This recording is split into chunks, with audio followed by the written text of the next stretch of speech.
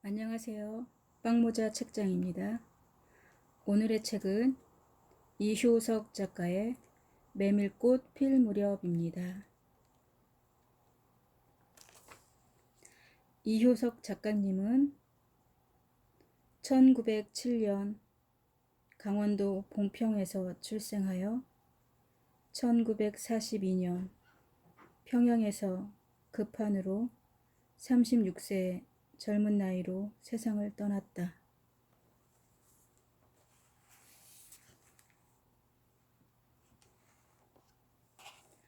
여름장이란 애시당초 글렀다.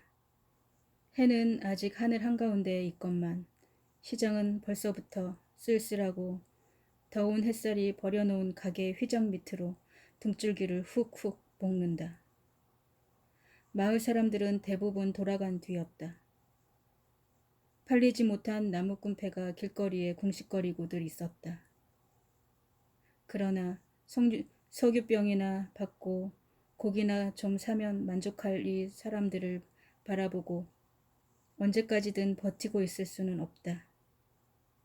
얼굴에는 굵고 깊게 흉터가 있어 보기에도 흉하고 왼손잡이인 허생원은 기어코 함께 일하는 조산달에게 물어보았다. 그만 거둘까? 잘 생각했네. 봉평장에서 한 번이나 흐뭇하게 팔아본 일이 있을까? 내일 대화장에서나 한몫 벌어야겠네. 오늘 밤은 밤을 새서 걸어야 될걸. 달이 뜨겠지? 절렁절렁 소리를 내며 조산달이 그날 산 돈을 따지는 것을 보고 허생원은 말뚝에서 넓은 휘장을 걷고 버려놓았던 물건을 거두기 시작하였다. 다른 장사치들도 벌써 물건들을 걷고 있었다. 눈치 빠르게 떠나는 패도 있었다. 어물장수도 땜장이도 엿장수도 생강장수도 꼴들이 보이지 않았다. 내일은 진부와 대화의 장이 선다. 장사치들은 밤을 새며 6, 70리 밤길을 가지 않으면 안 된다.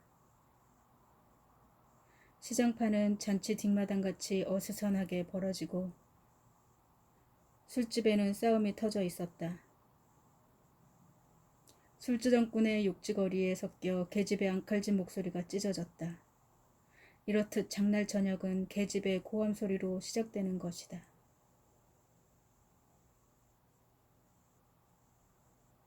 생원, 시침을 때도 다 아네. 충주집 말이야. 계집 목소리로 문득 생각난 듯이 조선달은 웃는다. 그림의 떡이지. 젊은이들도 있는데 상대가 돼야지. 그렇지 않을걸? 장사치들이 꼼짝을 못하는 것도 사실은 사실이나 아무리 그렇다곤 해도 왜 그 동이 말일세. 감쪽같이 충주집을 유혹한 것 눈치거든. 그 애숭이가 착실한 녀석인 줄 알았더니 갑옷에나 그려 내 한턱 쏨새. 그다지 마음이 당기지 않는 것을 쫓아갔다.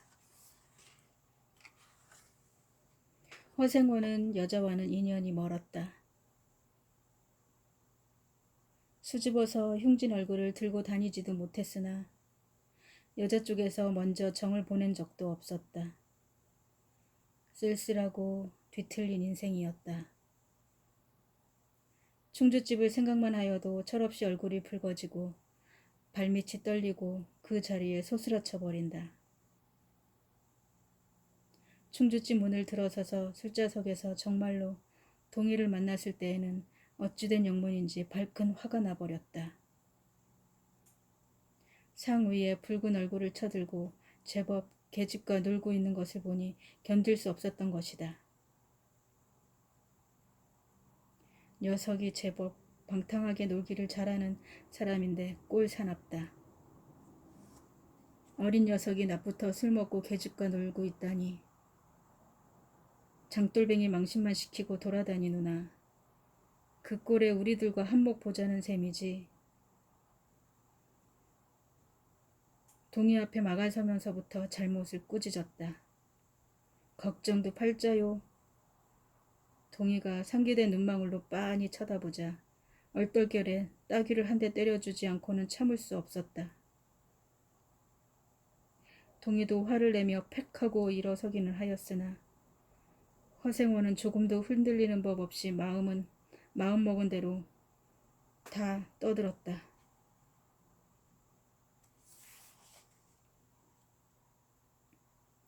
어디서 주워먹은 선머슴인지는 모르겠으나 네게도 아비 어미가 있겠지?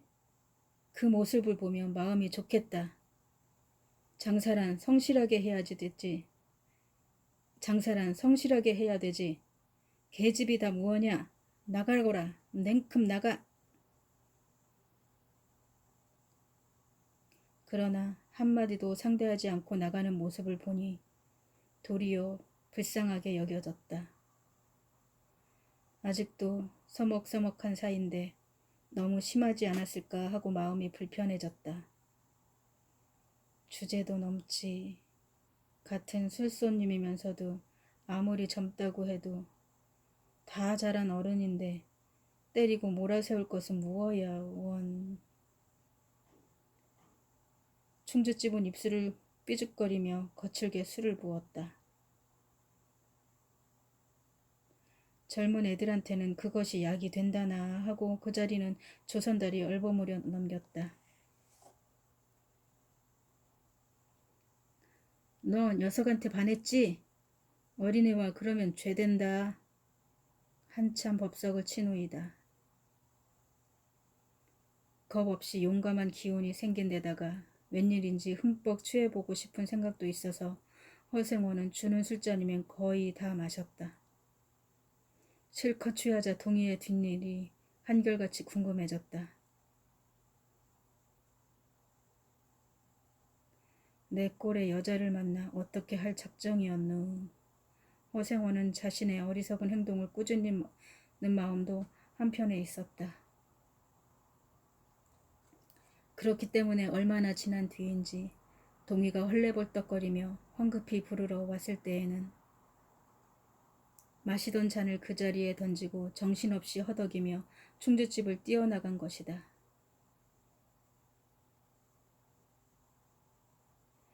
허생원, 당나귀가 줄을 끊고 야단이에요. 짓궂은 아이들 장난이지 필연코. 짐승도 짐승이려니와 동희의 마음씨가 가슴을 울렸다. 동희의 뒤를 따라 장이 선 곳으로 달려가 보니 흐릿한 눈이 뜨거워질 것 같다.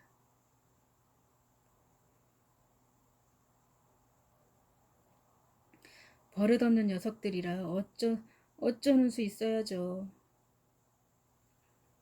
나귀를 몹시 못살게 구는 녀석들은 그냥 두지는 않을걸. 반평생을 같이 지내온 짐승이었다.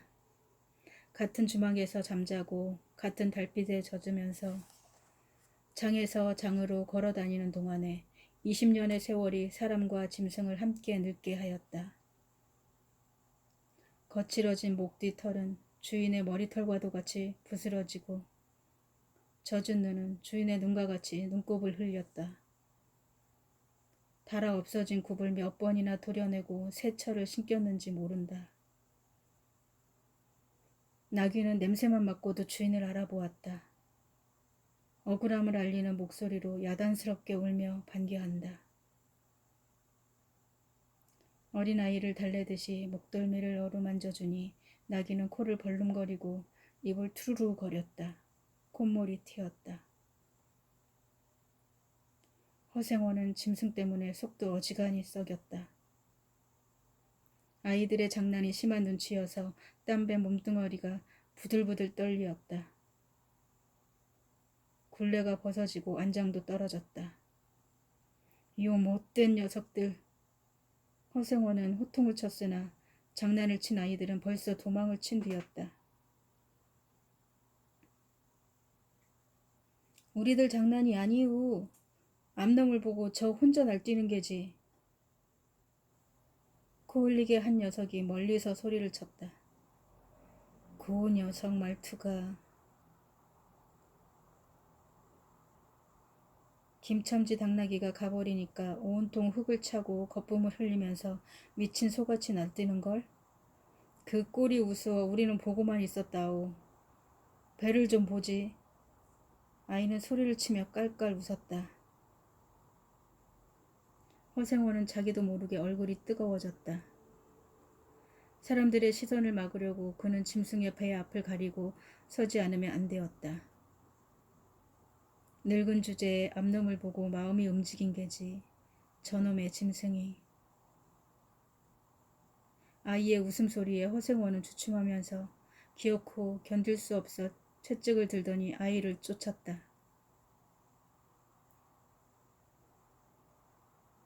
쫓으려거든 쫓아보지. 왼손잡이가 사람을 때리네. 줄다름에 달아나는 아이들한테는 당할 재주가 없었다. 맨손잡이는 아이 하나도 잡아챌 수 없다. 그만 채찍을 던졌다. 술기운이 돌아 몸이 유난스럽게 화끈거렸다. 그만 떠나세. 녀석들과 어울리다간 끝이 없어. 시장판에 버릇없는 아이들이란 어른들보다도 더 무서운 것들인걸. 조산들과 동이는 각각 제 나귀에 짐을 싣기 시작하였다. 해가 꽤 많이 기울어진 모양이었다. 시장으로 돌아다니면서 물건을 파는 옷감장수 일을 시작한 지 20년이나 되어도 허생원은 봉평장을 빼놓은 적은 드물었다.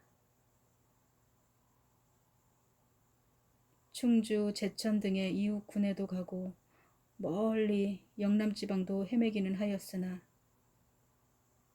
강릉쯤에 물건하러 가는 것 외에는 처음부터 끝까지 군내를 돌아다녔다. 닷새만큼의 장날은 확실하게 면에서 면으로 건너간다. 고향이 청주라고 자랑삼아 말하였으나 고향에 돌보러 간 일도 있는 것 같지는 않았다.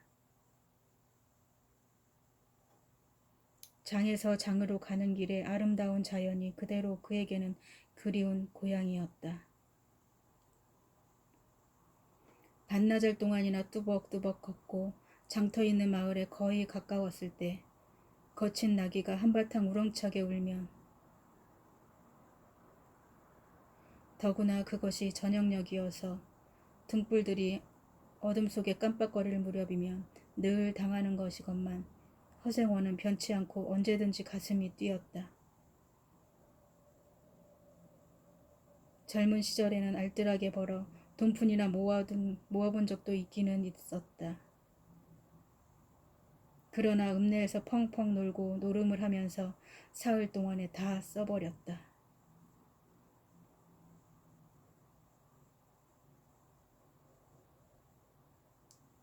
나귀까지 팔게 된 판이었으나 애끓는 정 때문에 그것만은 이를 물고 단념하였다.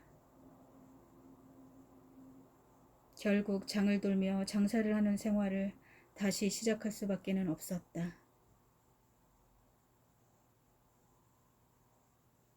허생원은 짐승을 데리고 읍내를 도망해 나왔다. 그는 길가에서 울면서 짐승의 등을 어루만지며 말했다. 너를 팔지 않아서 다행이구나. 빚을 지기 시작하니 재산을 모을 마음은 사라지고 간신히 입에 풀칠을 하러 장에서 장으로 돌아다니게 되었다. 그러면서도 가까이 한 계집이 없다. 평생 인연이 없는 것이라고 생각하니 슬퍼졌다.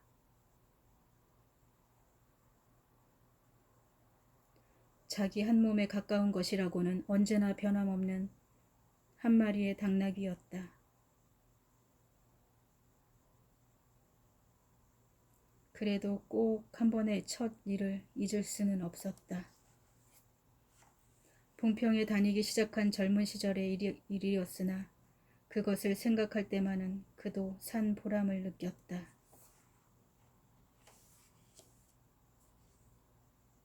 달밤이었으나 어떻게 해서 그렇게 됐는지 도무지 알 수 없어. 허생원은 오늘 밤도 또 그 이야기를 끄집어내려는 것이다. 조선달은 친구가 된 이후로 귀에 못이 박히도록 들어왔다. 그렇다고 실증을 낼 수도 없었다. 허생원은 시치미를 떼고 되풀이할 때로는 되풀이하고야 말았다. 달밤에는 그런 이야기가 어울리거든.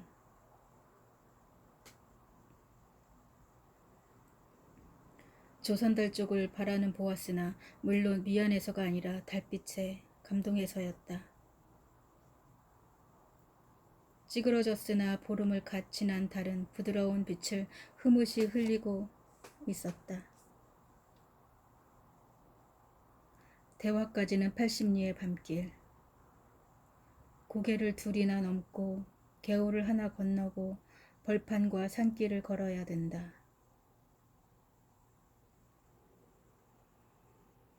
길은 지금 산 허리에 걸려 있다. 밤중을 지난 무렵인지 죽은 듯이 고요한 속에서 짐승 같은 달의 숨소리가 손에 잡힐 듯이 들리며 콩포기와 옥수수 잎새가 한층 달에 푸르게 젖었다. 산허리는 온통 메밀밭이어서 피기 시작한 꽃이 소금을 뿌린 듯이 흐뭇한 달빛에 숨이 막힐 지경이다.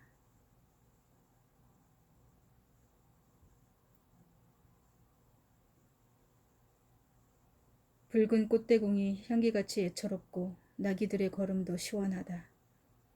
길이 좁은 까닭에 세 사람은 나귀를 타고 한 줄로 늘어섰다. 방울소리가 시원스럽게 딸랑딸랑 메밀밭으로 흘러간다. 앞장선 허생원의 이야기 소리는 꽁무니에 선 동희에게는 확실히 안 들렸으나 그는 그대로 개운한 제멋에 심심하지는 않았다. 그날도 장이 섰던 꼭 이런 밤이었네. 여관집 방이란 게 너무 더워서 잠이 들어야지. 밤중이 돼서 혼자 일어나 개울가에 목욕하러 나갔지. 봉평은 지금이나 그제나 마찬가지지. 보이는 곳마다 메밀밭이어서 개울가 할 것 없이 하얀 꽃이야. 돌밭에 벗어도 좋을 것을. 달이 너무나 밝은 까닭에 옷을 벗으러 물 방앗간으로 들어가지 않았나. 이상한 일도 많지. 거기서 난데없는 성서방네 처녀와 마주쳤단 말이네. 봉평서야 제일 가는 미인이었지. 만날 운명이었나 보지? 아무렴. 허생원이 그렇게 응답하면서 말머리를 아끼는 듯이 한참이나 담배를 빨 뿐이었다. 구수한 자줏빛 연기가 밤기운 속에 흘러서는 녹았다. 날 기다린 것은 아니었으나 그렇다고 달리 기다리는 남자가 있는 것도 아니었네. 처녀는 울고 있었단 말이야. 짐작은 하고 있으나 성서방네는 한창 살림이 어려워 집안의 물건을 팔려고 가지고 나갈 판인 때였지. 한 집안일이니 딸에겐들 걱정이 없을 리 있겠나. 좋은 데만 있으면 시집도 보내련만 시집은 죽어도 싫다지. 그러나 처녀가 울 때같이 마음을 끄는 때가 있을까? 처음에는 놀라기도 한 눈치였으나 걱정이 있을 때는 누그러지기도 쉬운 듯해서 이럭저럭 이야기가 되었네. 생각하면 무섭고도 기막힌 밤이었어.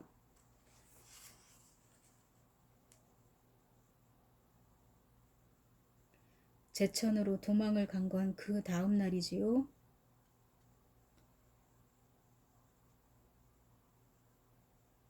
다음 장이 설 때까지는 벌써 온 집안이 사라진 뒤였네.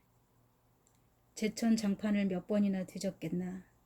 허나 처녀의 모습은 찾을 수 없었네.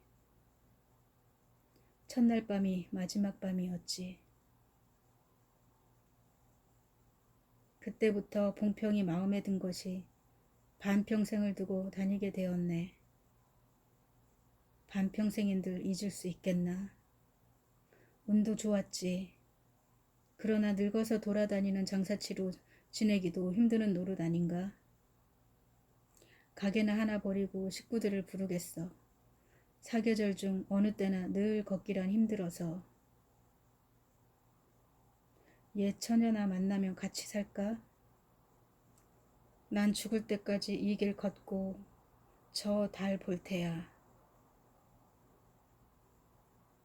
산길을 벗어나니 큰 길로 나왔다. 꽁무니의 동이도 앞으로 나서 나귀들은 가로 늘어섰다.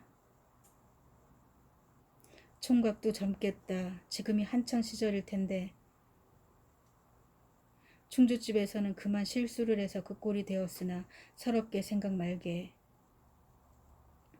천만에요. 되려 부끄러워요.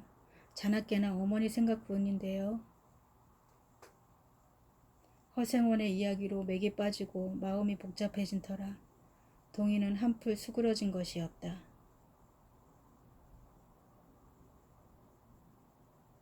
아비 엄이란 말에 가슴이 터지는 것도 같았으나 제겐 아버지가 없어요. 피부치라고는 어머니 하나뿐인걸요. 돌아가셨나? 처음부터 없어요. 그런 법이 세상에. 정말이에요. 제천 촌에서 달도 차지 않은 아이를 낳고 어머니는 집에서 쫓겨났어요. 우스운 이야기지만 그러기 때문에 지금까지 아버지 얼굴도 본 적 없고 있는 고장도 모르고 지냈어요. 고개가 앞에 놓인 까닭에 세 사람은 나귀를 때렸다. 산은 험하고 입을 벌리기도 힘들어 이야기는 한동안 끊겼다. 허생원은 숨이 차 몇 번이고 다리를 쉬지 않으면 안 되었다. 고개를 넘을 때마다 나이가 느껴졌다. 동이 같은 젊은 사람이 부러웠다. 땀이 등을 한바탕 씻어내렸다. 고개 너머는 바로 개울이었다. 장마에 흘러내려간 다리가 아직도 걸리지 않은 채로 있는 까닭에 물로 들어가서 건너야 되었다. 물속에 뛰어들었다. 금방 땀을 흘린 뒤였으나 밤물은 뼈를 찔렀다. 그래 대체 기르긴 누가 길렀나. 어머니는 하는 수 없이 새 아버지를 얻어서 술 장사를 시작했죠. 술에 항상 취해 있어서 새아버지는 망난이었어요. 철들어서부터 맞기 시작한 것이 하룬들 편한 날이 있었을까. 어머니는 말리다가 채이고 맞고 하니 집골이 어떻겠습니까. 18살 때 집을 뛰쳐나와서부터 이 짓입니다. 총각 나이로는 무던하다고 생각했는데 듣고 보니 딱한 신세로군. 물은 깊어 허리까지 찼다. 속 물살도 어지간히 센 데다가 발에 채이는 돌멩이도 미끄러워 금방이라도 넘어질 듯 하였다. 나귀와 조선단은 재빨리 거의 건넜으나 동이는 허생원을 붙드느라고 두 사람은 훨씬 떨어졌다. 어머니의 친정은 원래부터 제천이었던가? 웬걸요? 말은 안 해주나 봉평이라는 것만은 들었죠. 봉평? 그래, 그 아버지 성은 무엇이고? 알 수 있나요? 도무지 듣지를 못했으니까. 그래, 그렇겠지. 허생원은 그렇게 중얼거리며 흐려지는 눈을 까물까물하다가 발을 헛디뎠다. 앞으로 고꾸라지게 이가 바쁘게 몸째 풍덩 빠져버렸다. 허우적거릴수록 몸을 걷잡을 수 없어 동이가 소리를 치며 가까이 왔을 때에는 벌써 시간이 꽤 흘렀었다. 옷째 쫄딱 젖으니 물에 젖은 개보다도 불쌍한 꼴이었다. 동이는 물속에서 어른을 가볍게 업을 수 있었다. 젖었다고는 하여도 여인 몸이라 장정등에는 오히려 가벼웠다. 이렇게까지 해서 안 됐네.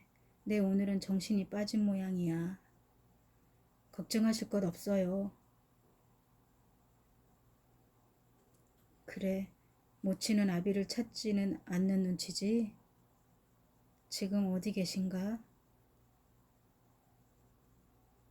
새 아버지와도 헤어져 제천에 있죠. 가을에는 봉평에 모셔오려고 생각 중인데요. 이를 물고 벌면 이럭저럭 살아갈 수 있겠죠. 아무렴 기특한 생각이야. 가을이랬다. 동이의 탐탁한 등허리가 뼈에 사무쳐 따뜻하다. 물을 다 건넜을 때에는 서글픈 생각에 좀 더 업혔으면도 하였다.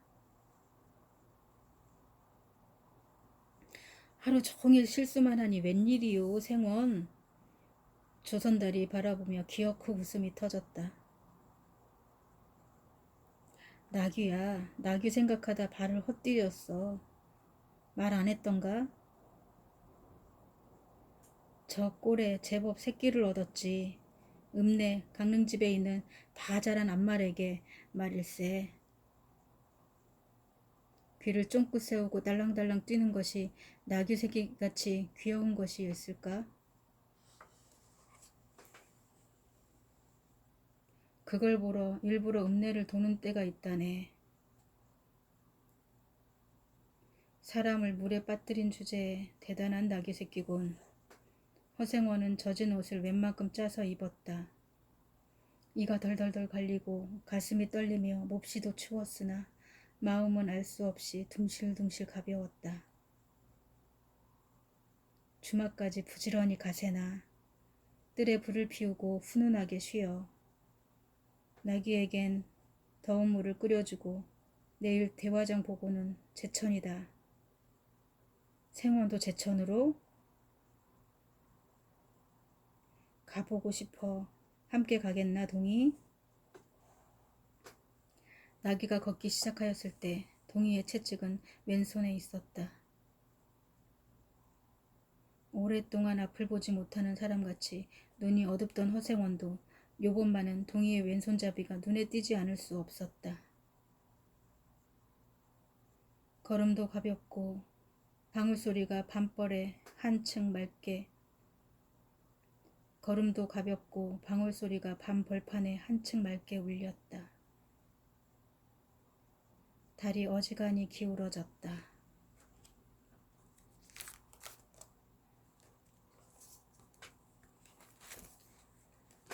좋은 시간 되셨나요?